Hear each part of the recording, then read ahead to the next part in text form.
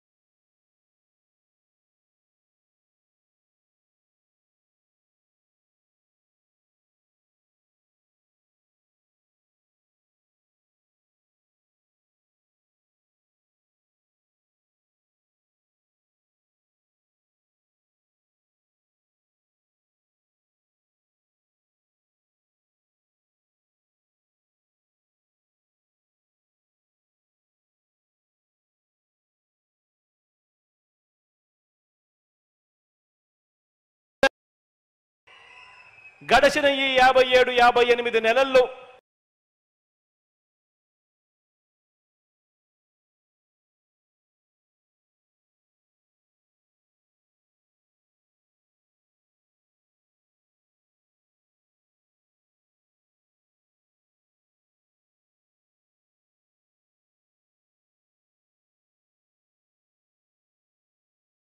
₹1,55,000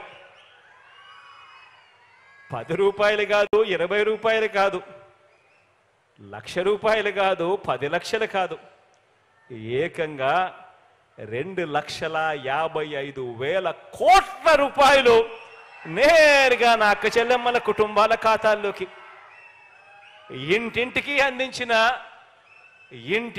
అందించిన ఈ డబ్బులో 75% పైచిలకు ఈ పేద సామాజిక వర్గాలకి నా నా నా నా నేను